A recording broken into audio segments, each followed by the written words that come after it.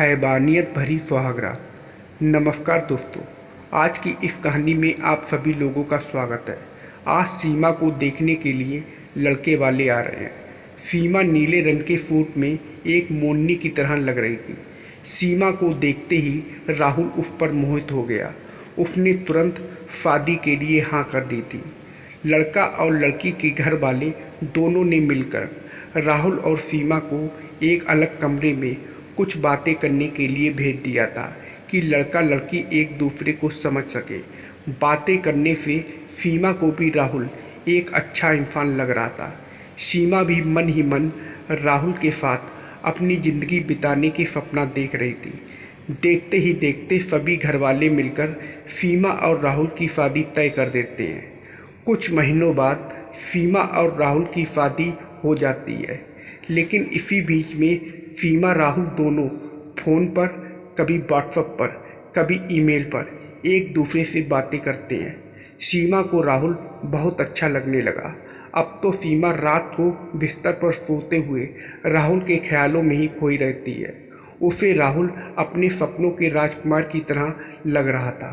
सीमा राहुल की बातें करते करते और शादी की तैयारी में लगे हुए दिन कैसे निकल जाते हैं पता भी नहीं चला। देखते ही देखते शादी का दिन भी नज़दीक आ जाता है। एक तरफ जहां राहुल ने लाल और गोल्डन कलर की शेरवानी पहनी हुई थी, वहीं दूसरी तरफ सीमा ने भी लाल रंग का शादी का जोड़ा पहना हुआ था। लाल जोड़े में सीमा एक प्यारी सी गुड़िया लग रही थी। जैसे ही सीमा शादी के मंडप पर आई तो सभी लोगों की नज़रें झुक जाती हैं। धीरे धीरे सीमा अपनी नई जिंदगी की तरफ कदम बढ़ा रही थी। शादी के मंत्र उच्चारण के बीच में सीमा की शादी संपन्न हो जाती है और वह विदा होकर राहुल के घर चली जाती है। बहुत ही धूमधाम के साथ स्वागत किया जाता है। फिर बारी आई राहुल और सीमा की सुहागरात की और उसकी नंद सीमा को उसके कमरे तक लेकर जाती है। सीमा खुशी खुशी अपने जीवन में कदम रखते हुए अपने कमरे की तरफ जाती है। जैसे ही कमरे का दरवाज़ा खुलता है तो सीमा अपने कमरे को देखकर बिल्कुल हैरान रह जाती है। पूरा कमरा फूलों से महक रहा था। ऐसा लग रहा था जैसे वह स्वर्ग में आ गई हो।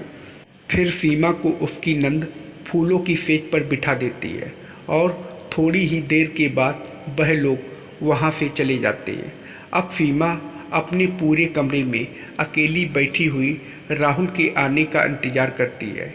इंतज़ार की घड़ी में सीमा मन ही मन गुदगुदा रही थी। सीमा राहुल का इंतज़ार कर रही थी कि तभी अचानक से राहुल ने कमरे का दरवाज़ा खोला और दरवाज़ा खोलते ही वह सीमा को बस देखता ही रह गया। फिर उसने धीरे से कमरे का दरवाज़ा बंद कर लिया। कमरे का दरवाज़ा बंद होते ही सीमा थोड़ी सी सिमट कर बैठ गई। उसके मन में घबराहट ने और भी तेज़ी से जगह ले ली थी। सीमा अपनी नज़र नीचे कर बैठी हुई थी। राहुल धीरे धीरे करके सीमा के पास आता है और सीमा के पास आकर बैठ जाता है। सीमा ने भी सुहाग रात का एक स्वरूप अपने मन में बनाया हुआ था। उसको सोच कर मन ही मन वह प्रफुल्लित हो रही थी। लेकिन तभी अचानक से सीमा एकदम राहुल के व्यवहार को देखकर हैरान रह गई कि राहुल ने उसका घूंघट प्यार से नहीं उठाया बल्कि एकदम झटका के साथ उठा दिया। फिर सीमा को एक बहुत ही अजीब नज़रों के साथ देखने लगा। फिर राहुल ने सीमा के सारे जेवर पकड़कर एक एक करके खींचना शुरू कर दिया।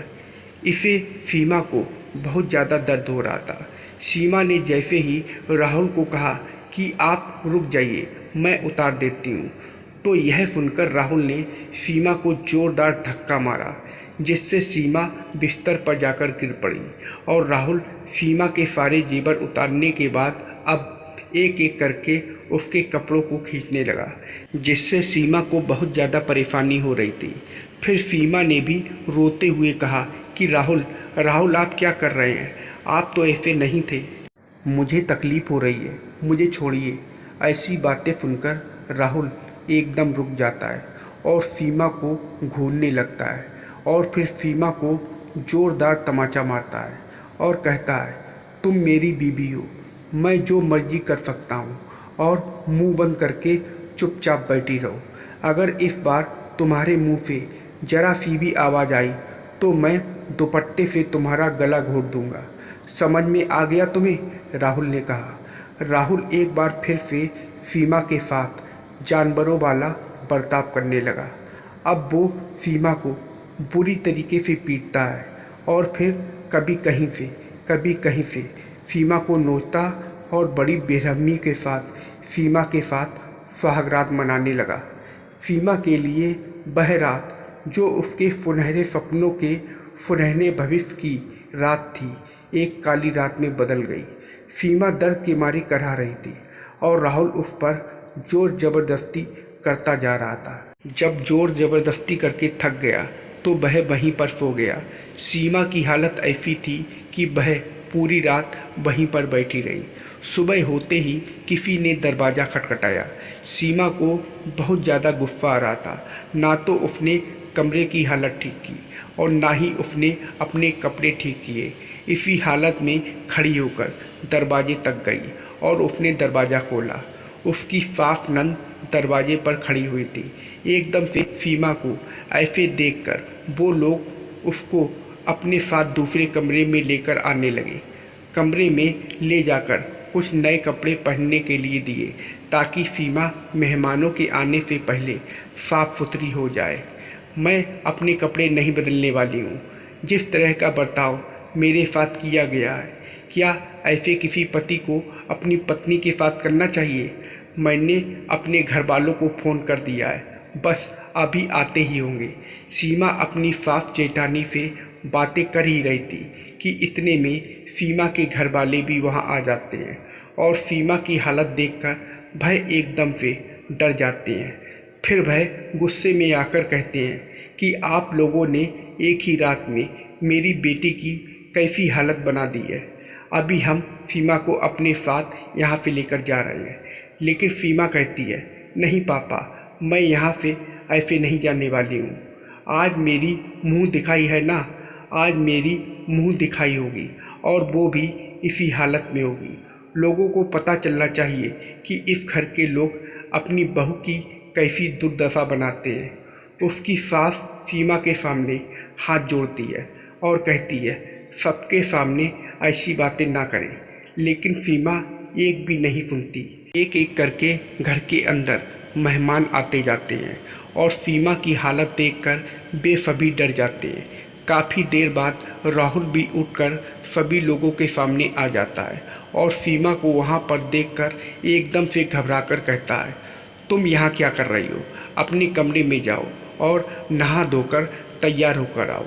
लेकिन सीमा एकदम से राहुल के पास जाती है और गुस्से में ज़ोरदार तमाचा लगाती है और कहती है, तुमने एक औरत को क्या समझ रखा है? खेलने के लिए खिलौना? मैं एक इंसान हूँ, जानवर नहीं, जिसे तुम जैसे मर्जी चाहे वैसे इस्तेमाल करो। अब तो तुम जेल जाकर रहोगे। तुमने जो मेरे साथ पूरी रात किया है उसकी सज़ा तुम्हें ज़िंदगी भर जेल में रहकर गुजारनी पड़ेगी। सीमा की सास और उसके घर वाले हाथ जोड़कर सीमा से विनती करते हैं, लेकिन सीमा किसी को भी माफ़ नहीं करती। सीमा पुलिस को बुलाकर अपना बयान लिखवा देती है और राहुल को सीमा के बयान पर पुलिस पकड़कर ले जाती है। ऐसी हरकतों की वजह से सीमा की ज़िंदगी बर्बाद हो गई। सीमा ज़िंदगी में कभी किसी आदमी से प्यार नहीं कर पाएगी। तो दोस्तों, राहुल को सीमा के साथ ऐसा व्यवहार करना क्या ठीक था? आपकी क्या राय है? हमें कमेंट करके अपनी प्रतिक्रिया ज़रूर बताना। कहानी को सुनने के लिए दिल से शुक्रिया। चैनल को सब्सक्राइब नहीं किया है तो पहले प्लीज़ चैनल को सब्सक्राइब कर लीजिए। मिलते हैं आपसे एक जल्दी अच्छी और एक नई वीडियो के साथ। तब तक आप अपना और अपने से जुड़े हुए लोगों का ख्याल रखिए। धन्यवाद दोस्तों।